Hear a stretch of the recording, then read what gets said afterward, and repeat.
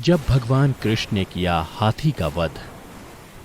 वैसे तो हिंदू धर्म के कई ग्रंथों में भगवान श्री कृष्ण से जुड़ी कथाओं का विवरण मिलता है, जिसमें कई कथाएं हम सभी तो बखूबी जानते हैं, लेकिन भगवान श्री कृष्ण की कई ऐसी और भी लीलाएं हैं जिसके बारे में आज भी अधिकतर हिंदू जनमानस नहीं जानते। आज के इस वीडियो में मैं आपको भगवान श्री कृष्ण से जुड़ी एक ऐसी ही लीला के बारे में बताने जा रहा हूं, इसलिए वीडियो के अंत तक हमारे साथ बने रहें और अगर आप हमारे चैनल पर नए हैं तो इसे अभी सब्सक्राइब कर लें। नमस्कार दर्शकों, द डिवाइन टेल्स पर आपका स्वागत है। महाभारत में वर्णित कथा के अनुसार कुवलयापीड़ नामक एक हाथी था, जिसका वध भगवान श्री कृष्ण के द्वारा किया गया था। ये कथा उस समय की है जब भगवान श्री कृष्ण को मारने की कई योजनाएं विफल हो गईं। तब मथुरा नरेश और श्री कृष्ण के मामा कंस ने अपने सेनापति अक्रूर को श्री कृष्ण और बलराम को मथुरा में आमंत्रित करने के लिए भेजा। अपने नरेश का आदेश पाते ही अक्रूर वृंदावन श्री कृष्ण के पास जा पहुंचा और उनसे कहा कि आपको महाराज कंस ने मथुरा आने को कहा है।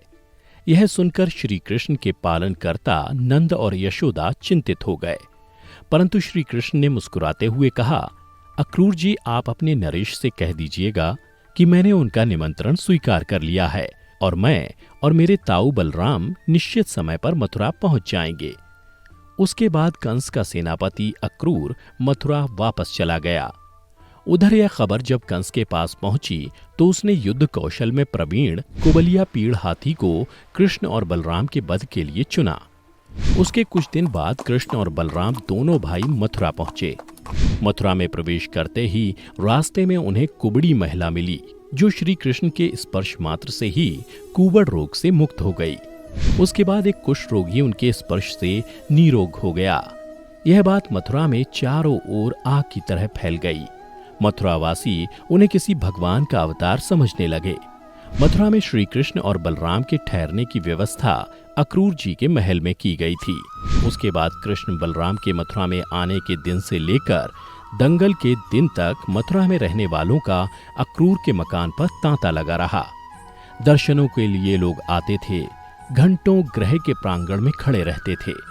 जब तक दोनों भाई ग्रह छज्ज पर आकर उन्हें दर्शन नहीं दे देते, वहां से कोई जाता ही ना था। उनके जाते ही नए दर्शक उससे भी अधिक संख्या में वहां एकत्रित होने लगते थे। इन दर्शकों में अनेक किंवदंतियां प्रचलित होने लगी थीं, जो सुनने में बड़ी अलौकिक होती थीं। कोई कहता था महाराज कंस की मालिन सैरंध्री का कुबड़ापन दर्शन करते ही दूर हो गया। कोई कहता मोदक कुष्ठ से मुक्त हो गया। उधर जब अक्रूर मथुराधिपति कंस को कृष्ण के आने की सूचना देने गया तो कंस ने उससे इन किंवदंतियों के विषय में पूछ लिया। अक्रूर ने किसी भी किंवदंती का खंडन नहीं किया, वह चुप रहा। इस प्रकार की अलौकिक बात सुन कंस का हृदय कांपने लगा था। वह दिन प्रतिदिन निस्तेज हो रहा था। उसके बाद वह दिन भी आया जिस दिन दंगल होना था। सुबह सुबह ही मथुरा की सारी प्रजा मलशाला के बाहर आ पहुंची। उनको यही विदित था कि दंगल में जाने की सबको ही अनुमति होगी, अतः वे सब वहां जा पहुंचे। परंतु वहां पहुंचकर प्रजाजनों ने देखा कि मलशाला के द्वार पर एक हाथी खड़ा था और भीतर जाने का यत्न करने वाले को सूंड से उठाकर दूर फेंक रहा था। मलशाला में नगाड़े की ध्वनि आने लगी थी। नगाड़े की ध्वनि सुन कृष्ण बलराम, जो स्नान आदि से निवृत्त होकर तैयार बैठे थे, उस ओर चल पड़े। फिर दोनों प्रशंसकों से घिरे मलशाला के द्वार पर पहुंचे तो वहां एकत्रित भीड़ ने इनको पूर्ण परिस्थिति से अवगत करा दिया। कृष्ण समझ गए कि यह उनको भीतर अकेले घेरने का षड्यंत्र है। इस कारण उन्होंने सबको पीछे हटकर खड़े रहने की राय दी।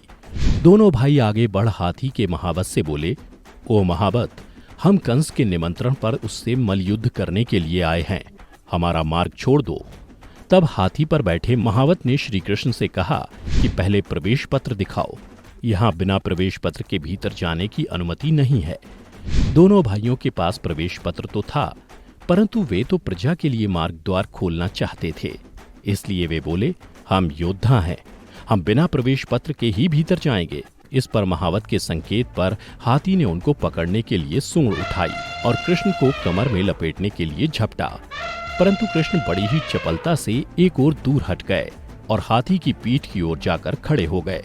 उसके बाद इससे पहले कि हाथी को महावत घुमाए, कृष्ण ने हाथी की पूंछ पकड़ ली और उसे घसीटने लगे। हाथी के लिए यह एक नया अनुभव था। वह घबराकर पीछे हटने लगा। इस प्रकार देखने वालों को ऐसा प्रतीत हुआ कि हाथी पीछे की ओर घसीटता जा रहा है। यह देख मथुरा की प्रजा श्री कृष्ण की जय जयकार करने लगी।